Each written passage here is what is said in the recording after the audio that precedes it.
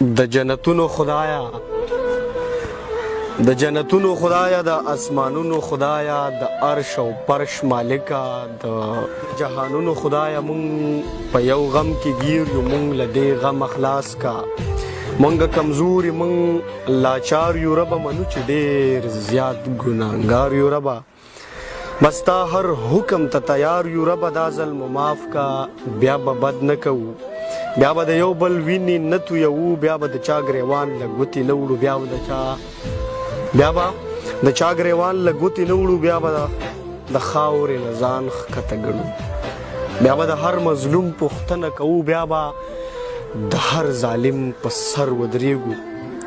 خو زمونږ په حال رحم وکړه مونږ ته د خپل رحمت سینه وسپړه مونږ ته د خپل کور دروازې پرانیزه مونږ ګناهګار په خپل در مه بندوه زمونږ کار مرغوله مه ورکوه دومره اختیار مرغوله مه ورکوه زمونږ کار مرغوله مه ورکوه دومره اختیار مرغوله مه ورکوه ربه د خپل نبي سردار په خاطر د اصحابانو د کردار په خاطر د درویشانو د رفتار په خاطر د اولیاو د گفتار په خاطر باچا زمونږ ګناهونه معاف که باچا زمونږ توبې له لاره ورکه زمونږ تربې بغیر لتانه زمونږ څوک دی چې ژوندون مو ښه کي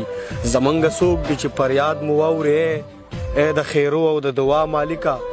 د ابراهیم خلیل الله مالکه ای د موسی او د عیسی مالکه ای د آدم او د حوا مالکه